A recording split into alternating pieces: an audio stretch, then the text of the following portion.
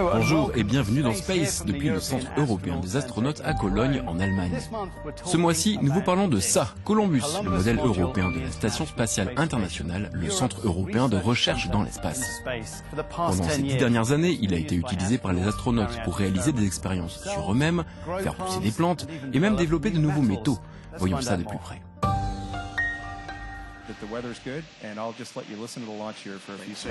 Il y a 10 ans, Columbus a pris une navette pour l'espace. Le premier laboratoire européen vola en orbite et fut soigneusement amarré à la Station spatiale internationale. Aujourd'hui, c'est un environnement de travail très fréquenté et l'un des lieux favoris de l'astronaute Paolo Nespoli, qui vient tout juste de rentrer de l'espace.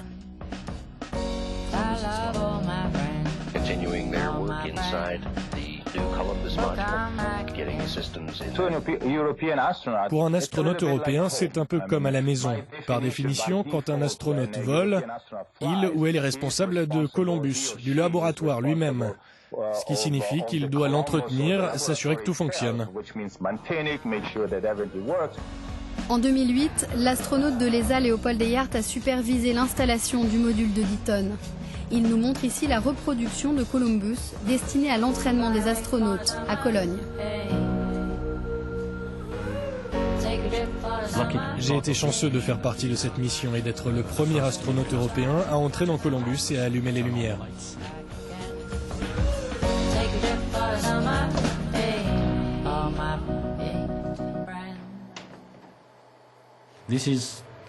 C'est la réplique presque parfaite de ce qui est à bord de la Station spatiale internationale. Le module à l'intérieur est très bien organisé. C'est un laboratoire scientifique, donc bien sûr, nous avons de nombreuses installations scientifiques. Ici, nous sommes dans un environnement de microgravité, donc nous pouvons mener nos expériences avec une longue exposition à la microgravité. Et donc, il y a une continuité scientifique.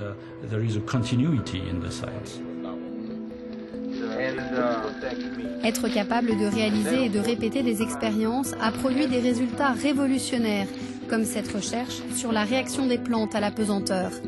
Les scientifiques veulent maintenant développer des systèmes pour produire de la nourriture pour les astronautes qui travaillent sur de longues missions. On peut réellement faire pousser des plantes dans une atmosphère de microgravité ou en apesanteur. Les plantes s'adaptent, elles peuvent germer à partir d'une graine, elles peuvent entrer dans un cycle de vie et produire de nouvelles graines, donc elles peuvent assez bien s'adapter à ces conditions et c'est assez fascinant. Une autre série d'expériences a consisté à exposer dans l'univers, en dehors du module, des formes de vie terrestre. Elles ont été placées dans des bacs, dans le vide de l'espace pendant 1 an et demi, certaines au soleil, d'autres à l'ombre, pour tester leur résistance. 3 de ces bacs ont été placés dans le Expose-E mission de l'ISS. Nous avons envoyé différents organismes de la bactérie au lichen et aussi quelques larves. Et quand ils sont revenus sur Terre, plusieurs de ces organismes avaient survécu.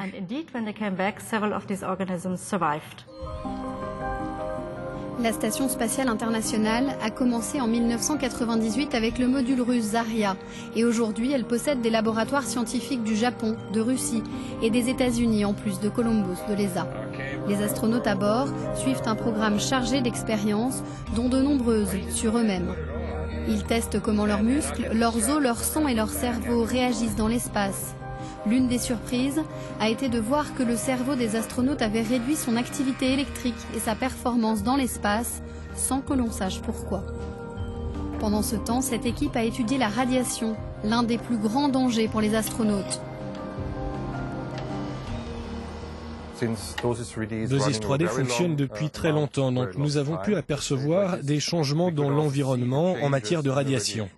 Par exemple, quand la station spatiale a été relevée de 70 km d'altitude, cela a modifié la radiation. Nous avons pu observer les variations liées au cycle solaire en fonction de l'activité du Soleil. Réaliser ces expériences dans un milieu sans pesanteur est unique et Columbus est le seul endroit où les scientifiques peuvent étudier comment de nouveaux alliages de métaux se solidifient sans l'influence de la gravité. L'outil est contrôlé à terre, mais les scientifiques comptent sur les astronautes pour une aide concrète dans l'espace.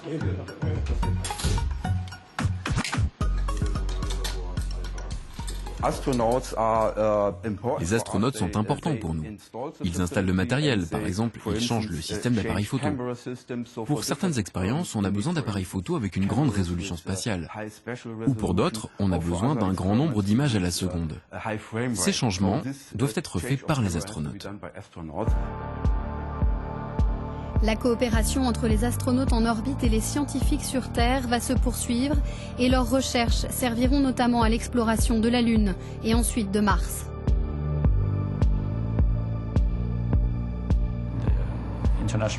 La Station spatiale internationale est aussi un très bon outil pour préparer les explorations à venir. L'étude du corps humain, mais aussi la technologie, la robotique et toutes ces choses qui serviront aux explorations futures.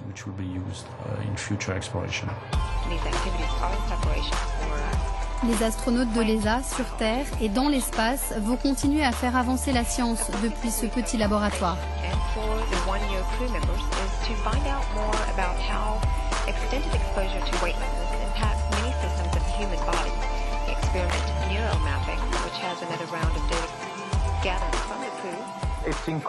C'est incroyable que dans un espace relativement petit, parce que c'est un module, c'est comme une chambre, on puisse faire tout ce que l'on veut en matière de sciences spatiales.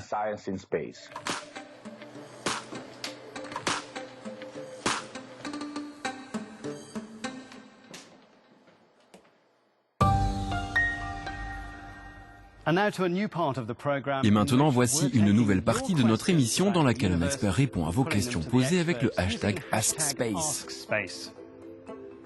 Notre invité aujourd'hui est Frank De Veen. Merci beaucoup d'être avec nous. Vous êtes à la tête du Centre des astronautes européens et vous êtes vous-même astronaute. La question est de Felician Cadar de Roumanie. Il aimerait en savoir plus sur cette idée de village sur la Lune. La première étape de ce concept de village sur la Lune, c'est en gros ce que nous faisons aujourd'hui. Par exemple, avec nos partenaires de la NASA, en construisant le vaisseau spatial Orion et le module de service du véhicule Orion afin d'être capable d'aller sur la Lune. Nous travaillons dessus avec nos collègues russes pour, par exemple, apporter des atterrisseurs, chercher la présence d'eau sur la Lune. Parce que si nous voulons y aller de manière viable, nous devons explorer les ressources sur la Lune, oxygène, hydrogène et peut-être recharger une fusée en combustible. Dites-moi concrètement ce qui se passe ici au Centre des astronautes européens. Ici, nous étudions en fait les concepts comme le village sur la Lune ou une base sur la Lune. Comment construirons-nous des logements ici? Nous ne pouvons pas tous les apporter de la Terre, donc nous aurons besoin de nouvelles ressources. Pouvons-nous utiliser le régolithe, le sable qui est sur la Lune pour construire nos infrastructures? Comment l'interaction entre les hommes et les robots fonctionnera-t-elle? Comment construire des systèmes de survie, produire de la nourriture sur la Lune? C'est ce que nous étudions ici au Centre des astronautes européens. Notre émission touche à sa fin, mais vous pouvez envoyer vos questions avec le hashtag AskSpace et nous essaierons d'y répondre. En attendant, restez connectés à l'info sur l'espace sur euronews.com.